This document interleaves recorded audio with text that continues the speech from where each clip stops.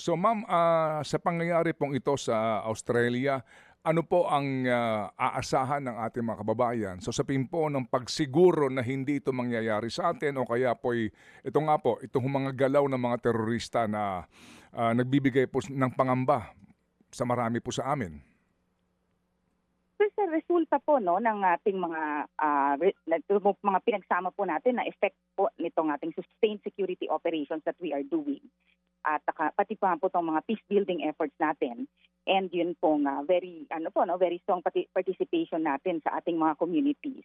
Mula 2016 hanggang 2025 napakarami po nitong mga high value terrorist personalities ang na-neutralize na natin dito.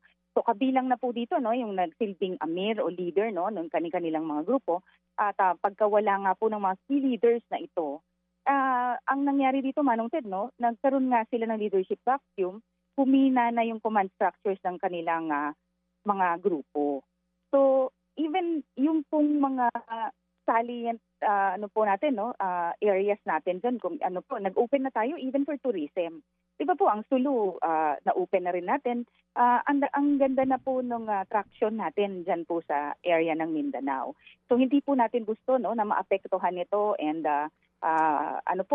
mahinto itong ganitong gains that we have been getting through the years po.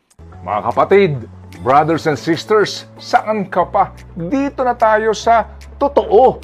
Dito na tayo sa True FM. Mga kapatid, mag-subscribe and follow po kayo sa social media accounts ng True Network PH. Yan po kami, hanapin nyo lang True Network PH, Facebook, Instagram, YouTube, TikTok, and podcast. Mapa Apple or Spotify man yan, mahahanap nyo kami. Lahat ng mga napapanood at napapakinggan nyo po sa programa, nasa social media accounts namin yan. So paano mga kapatid? See you sa social media!